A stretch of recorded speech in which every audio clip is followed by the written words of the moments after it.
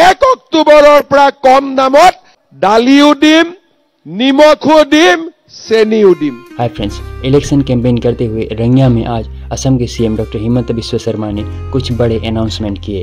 असम में जल्दी ही gas cylinder का दाम होगा 250 रुपया। 250 रुपये में गैस सिलेंडर किसको मिलेगा, जानने के लिए उनका ये पूरा अनाउंसमेंट जरूर सुने। इस इलेक्शन रैली में उन्होंने महिलाओं को 10,000 देने की भी बात कही और उसका भी डेट का अनाउंस किया। साथ ही उन्होंने मैट्रिक देने वाले बच्चों के लिए प्रति महीना 300 रुपये देने का भी बात बताया। साथ ही उन्होंने दाल चावल जैसे अत्यावश्यक सामग्रियों के दाम कमाने की भी बात कही। आइए अब आगे सुनते हैं उनके ये इम्पोर्टेंट अनाउंसमेंट्स। सिद्धांत लैছো 1 অক্টোবৰৰ পৰা কম দামত আপোনালোকক ৰেচন কাৰ্ডত দালিও দিম, নিমখো দিম, চেনিও দিম। 1 অক্টোবৰৰ পৰা দালি চেনি বজাৰতকৈ 30 টকা কম দামত পাব। নিমখ 10 টকা কম দামত পাব। কি লাগে? মাই কি লাগে? কি বুলি কৈছে? এজনে কলেহে মই শুনা পাম। মিঠাতেল মিঠাতেল কৈ আছে না, হ'ব মই জানো এইটোৱে কব বুলি। কিন্তু মিঠাতেলতকৈ আমাক এটা বস্তুৰ দৰকাৰ, কেৰাচিনো নহয়, আমাক দৰকাৰ হৈছে গেছৰ চিলিণ্ডাৰ আমি কম দামত পাব লাগে, হয় না নহয়? এতিয়া চাওক, মই আপোনালোকৰ চিন্তা আপোনালোকতকৈ বেছি কৰো নে নাই। এতিয়া এইবাৰ আমি সিদ্ধান্ত লৈছো গেছৰ চিলিণ্ডাৰৰ দামো আমি 600-650ৰ ভিতৰত আপোনালোকক কৰি দিম, হ'ব? আৰু যাৰ যাৰ হাতত উজ্জ্বলা গেছৰ কাৰ্ড আছে, গেছৰ চিলিণ্ডাৰ 250 টকাত পাই যাব। আমি কি দিছো? অৰুণোদয়, কৃষক সন্মান নিধি, শৌচাগাৰ, প্ৰধানমন্ত্ৰী আৱাস যোজনাৰ ঘৰ, আয়ুষ্মান ভাৰত, আয়ুষ্মান অসম, বিনামূলীয়াকৈ কলেজত এডমিশ্যন আৰু নিযুত মইনা আঁচনি, ক্লাছ 9ত চাইকেল আৰু 1 অক্টোবৰৰ পৰা কম দামত নিমখ, দালি, চেনি আৰু গেছৰ চিলিণ্ডাৰ। মই দলঙৰ কথা কোৱাই নাই। ৰঙিয়া সমষ্টিত কিমান ৰাস্তা হ'ল, দলং হ'ল, SDOৰ নতুন অফিচ হ'ল, হাজো শুৱালকুছিত কি হ'ল, কমলপুৰত কি হ'ল, মোদী ডাঙৰীয়াই কিমান ডাঙৰ ৰাস্তা বনাইছে, এইবোৰতো কোৱাই নাই। মই অকল মানুহৰ জীৱনৰ কথা কৈছো। শ্ৰদ্ধা ৰাইজ, ক্লাছ 9ত চাইকেল পালো, নিযুত মইনা আহিলে। আজি আপোনালোকে চিন্তা কৰক, দেউতাক মাকে ছোৱালীৰ পঢ়াৰ চিন্তা কৰিব নালাগে, নিযুত মইনা আঁচনিৰ জৰিয়তে আজি ছোৱালীয়ে পঢ়িব পাৰিছে। পাৰিছে নে নাই পৰা? এই কাম কাৰ লাভ হৈছে? কিছুমানে কয় মহিলাক দিয়ে, পুৰুষক নিদিয়ে। আৰে অৰুণোদয় টকা মহিলা পালে পুৰুষৰে হেঁচাটো কমে নে নাই? ঘৰখন চলাতে কমে নে নাই? গেছৰ চিলিণ্ডাৰ পালে পুৰুষৰে টকা বাচিব নে নাই?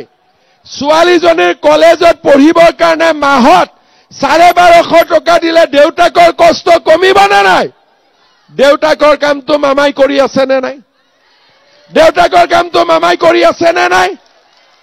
আছে নে নাই কওক? শ্ৰদ্ধা ৰাইজ, আৰু এটা কথা মই মাজে মাজে চিন্তা কৰো। মেট্ৰিক পৰীক্ষাৰ সময়ত কেতিয়াবা মই মোৰ লগৰ ল'ৰাৰ ঘৰত যাওঁ, বোলে এই ল'ৰাটোক কচোন গাখীৰ নাখায়, পঢ়াত ভাল হ'ব লাগে, গাখীৰ খাব লাগে। তা মই চিন্তা কৰো, ইটো গাখীৰ আছে, খোৱা নাই। মানুহৰ ঘৰততো গাখীৰে নাই খাবৰ কাৰণে, দুখীয়া মানুহৰ ঘৰত। আমাৰ মানুহে গাখীৰ নাখায়, ঘৰত গাখীৰ আছে। দুখীয়া মানুহক গাখীৰ লাগে, গাখীৰ নাই। আজি বহুত দুখীয়া ল'ৰা ছোৱালী আছে, মেট্ৰিক পৰীক্ষা দিব লাগে, গাখীৰ কাপ খাব নোৱাৰে, টিউচন এটা ল'ব নোৱাৰে, নোটপেড কিনিব নোৱাৰে, পেন কিনিব নোৱাৰে। এইবাৰ মই সিদ্ধান্ত লৈছো, যিমান ল'ৰা ছোৱালীয়ে মেট্ৰিক দিব সকলোকে 300 টকাকৈ মাহত মই দি থাকিম, যেতিয়ালৈকে মেট্ৰিক পৰীক্ষা নহয়। দেউতাক মাকৰ কষ্ট কমিব নে নাই? মাকে ল'ৰা ছোৱালী গাখীৰ এগিলাচ খুৱাব পাৰিলে মাকজনৰ মনটো শান্তি হ'বনে নাই আজি কোনে এইবিলাক কথা চিন্তা কৰিছে বিজেপি দলে চিন্তা কৰিছে মোদীয়ে চিন্তা কৰিছে দিলীপ শইকীয়াই চিন্তা কৰিছে ভৱেশ কলিতাই চিন্তা কৰিছে সুমন হৰিপ্ৰিয়াই চিন্তা কৰিছে দিগন্ত কলিতাই কৰিছে আমাৰ লুঙি ধুতিৰ প্ৰতি মৰম নাই ৰাইজৰ প্ৰতি আমাৰ মৰম আছে ঠিক কৈছো নে নাই শ্ৰদ্ধা ৰাইজ আৰু আপোনালোকে চিন্তা কৰক আমি কেনেকে সমাজখন আগুৱাই লৈ যাব খুজিছো আজি কংগ্ৰেছ চৰকাৰৰ দিনত অংগনবাদী চাকৰি এটা পাবৰ কাৰণেও টকা ঘোষ দিবলগীয়া হৈছিল আজি এছিএছ এপিএছৰ কাৰণে বাবা মই যোৱাৰ সময়ত লৈ যাম এছিএছ এপিএছৰ কাৰণে 1 কোটি টকালৈকে ঘোষ দিব লাগিছিল আজি কংগ্ৰেছ চৰকাৰৰ দিনবিলাক পাৰ হৈ গল বিজেপি চৰকাৰৰ দিনত আজি আমি প্ৰত্যেকটো পৰ্যায়তে মানুহৰ বাবে যুঁজিছো চাকৰি নামত টকা খোৱাটো অসমত নিয়ম আছিল কংগ্ৰেছৰ মানুহবিলাকে যিমান ডাঙৰ ঘৰ বনাইছে গাড়ী কিনিছে সব চাকৰি নামত লোৱা টকা 1.5 লাখ ল'ৰা ছোৱালীক মই চাকৰি দিলো 1 লাখ কৰি ললে মোৰ ঘৰত 1500 কোটি টকা জমা হলহেতেন বিজেপিৰ সকলো মানুহৰ ঘৰবোৰ পকা হলহেতেন কিন্তু আজি প্ৰথমবাৰৰ বাবে অসমত চৰকাৰী চাকৰিৰ কাৰণে তামোল পান এখনো খুৱাব নালাগে আজি আমি এনেকে চৰকাৰ চলাইছো আজি অংগনবাদী কেন্দ্ৰ পাৰৰ বা আছিল আজি আমি আদৰ্শ অংগনবাদী কেন্দ্ৰ বনাইছো গভৰ্ণমেণ্ট স্কুলবিলাক মৰি গৈছিল আজি আমি 8 কোটিকৈ টকা দি নতুনকৈ বনাম ডন বস্কো সেন্ট মেৰিজত কৈও আমাৰ স্কুলবিলাক আমি ধুনীয়া কৰিম সকলে ভাবিছে ইটো সব কৈ গৈ আছে 10,000 টোৰ কথা নকয় কিয় ভাবি আছে না নাই জুবিন গাৰ্গে হিট গানটো লাষ্টত গায় নে নাগায় গতিকে এইটো মই লাষ্টলৈকে থৈ দিছো ঠিক আছে চিন্তা কৰিব নালাগে গোৱাটো মানে কোৱাটো কমেই কিন্তু হিট গানটো আগতে গাই দিলে কোনবাই উঠি যাব পাৰে নহয় আজি আপোনালোকে দেখিছে চাকৰিত টকা দিব নালাগে বসুন্ধৰাই মাটি দিছে আৰু আজি আমাৰ ৰাজ্যখন অনন্য দিশলৈকে আগবাঢ়িছে লাচিত বৰফুকনে বিশ্ব স্বীকৃতি পালে অসমীয়া ভাষা ধ্ৰুপদী ভাষা হল চৰাইদেউ মৈদামে আন্তৰ্জাতিক স্বীকৃতি পালে ঝুমুৰ বিহুৱে আজি বিশ্বৰ সমাদৰ লাভ কৰিলে শ্ৰদ্ধা ৰাইজ কেইদিনমান আগতে আমি অসমত এডভান্টেজ আসাম 2.0 অনুষ্ঠিত কৰিছিলো 5 লাখ কোটি টকাৰ বিনিয়োগ অসমত আহিব বহুতে মনত ভাবিব পাৰে ইন্ডাষ্ট্ৰি আহিলে মোৰ কি লাভ হ'ব আপোনালোকে এবাৰ চিন্তা কৰক অসমৰ কিমান লৰা ছোৱালী আজি বাংগালুৰুত আছে কেৰালাত আছে তামিলনাডুত আছে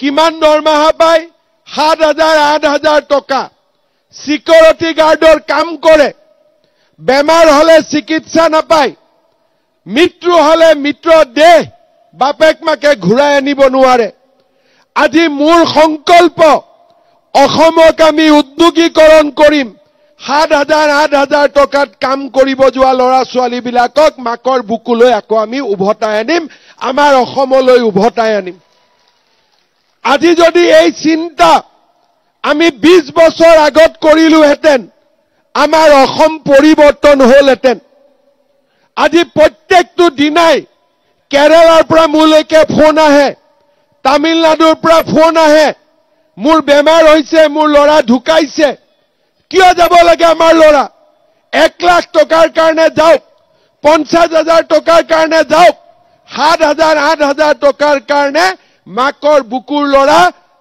কেৰালাত থাকে নতুনকৈ বিয়া কৰাই ঘৈণীয়েক ঘৰত থাকে হাজবেণ্ড স্বামী গৈ কেৰালা তামিলনাডুত কাম কৰে মাত্ৰ 8,000 টকাৰ কাৰণে শ্ৰদ্ধা ৰাইজ বিজেপি চৰকাৰৰ সংকল্প অসমখনক আমি উদ্যোগীকৰণ কৰিম আৰু ঘৰৰ ল'ৰা আমি ঘৰলৈকে উভতাই আনিম ইও আমাৰ লক্ষ্য। শ্ৰদ্ধাৰ ৰাইজ, আমি বিজেপি দলে যি ধৰণে ৰাইজক প্ৰতিশ্ৰুতি দিছিলো যে অসমত শান্তি আহিব, আজি অসমত বোমা বিস্ফোৰণ নাই, আজি অসমত গুলি নাই, আজি অসমত আন্দোলন নাই, আজি অসমখনে শান্তিৰ দিশত আগবাঢ়িছে, প্ৰগতিৰ দিশত আগবাঢ়িছে। আৰু এনেকৈ যদি আমি 5টা বছৰ আৰু চলাব পাৰো, অসম ভাৰতৰ ভিতৰতে সৰ্বশ্ৰেষ্ঠ ৰাজ্যত পৰিণত হ'ব, তাত মোৰ কোনো সন্দেহ নাই। কংগ্ৰেছ দলে কয় চিএমে এনে কৈছে 10,000 টকাটো নিদিয়ে। আজিলৈকে মই যি কৈছো তাক কৰি আছো নে নাই? কিবা কথা মিছ হৈছে নেকি? কংগ্ৰেছৰ মানুহবিলাকে শুনি লওক যে 1 এপ্ৰিল তাৰিখে বিহালীত আই মাতৃসকলক 10,000 টকা দি আমি আঁচনিৰ শুভাৰম্ভণি কৰিলো। ভৱেশ কলিতা, সুমন হৰিপ্ৰিয়া, দিগন্ত কলিতাই জুন মাহৰ ভিতৰত এটা ডেট দিয়ক, মই ৰঙিয়া, হাজো, কমলপুৰত আহি 10,000 টকাটো বিতাই থৈ গুচি যাম। সিদিনাখন কিন্তু ভাত পানী খাই যাম। হ'ব, আজিতো ইলেকশ্যনৰ কাৰণে আহিছো, লগে লগে যাব লাগিব, কিন্তু সিদিনাখন সময় লৈ আহিম আৰু এই 10,000 টকাৰ আঁচনিটোৰ বিষয়ে সকলোকক বুজাই যাম। এই আঁচনিটো কি?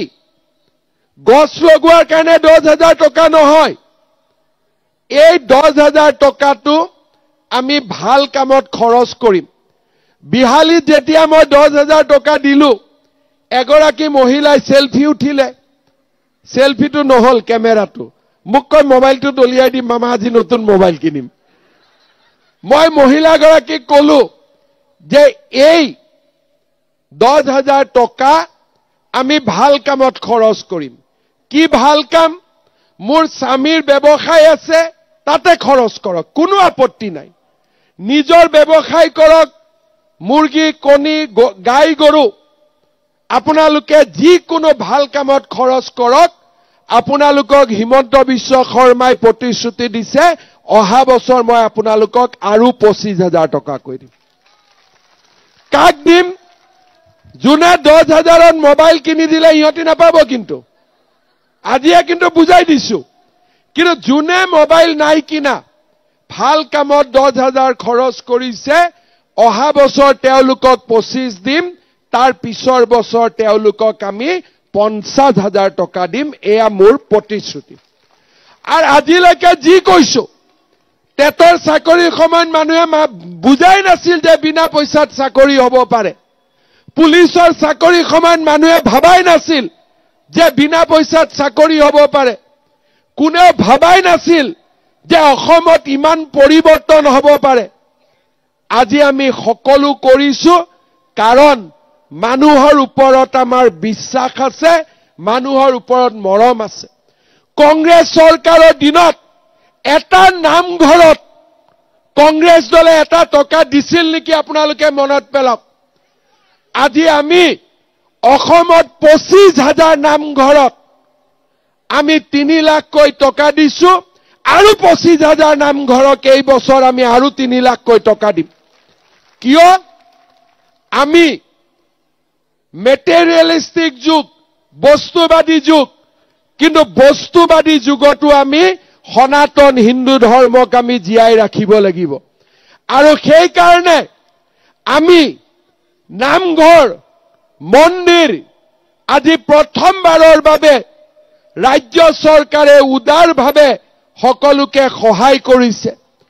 আমি নাৰায়ণকো সেৱা কৰিছো, আৰু অৰুণোদয় চৰকাৰী চাকৰি নিযুত মইনাৰে নৰৰূপী মানুহকো আমি সেৱা কৰিছো। আজি আমি নৰকো সেৱা কৰিছো, নাৰায়ণকো সেৱা কৰিছো। ভগৱানক সেৱা কৰাৰ লগে লগে ভকতকো সেৱা কৰিব লাগিব, তেতিয়াহে মানুহে মুক্তি পাব পাৰে। আৰু সেইকাৰণে আমি নৰ নাৰায়ণ দুইটাকে আজি বিজেপি দলে সেৱা কৰিছো, আপোনালোকৰ বাবে দিনে ৰাতি কাম কৰিছো। শ্ৰদ্ধা ৰাইজ, দিল্লীত মোদীৰ চৰকাৰ, দিছপুৰত বিজেপিৰ চৰকাৰ, পঞ্চায়তত যদি বিজেপিৰ চৰকাৰ হয় ট্ৰিপল ইঞ্জিনৰ চৰকাৰ হ'ব ৰেলগাড়ী স্পীডত চলিব না নাই friends thank you for watching. ऐसी खबर पाने के लिए आप हमारे चैनल को जरूर सब्सक्राइब करें।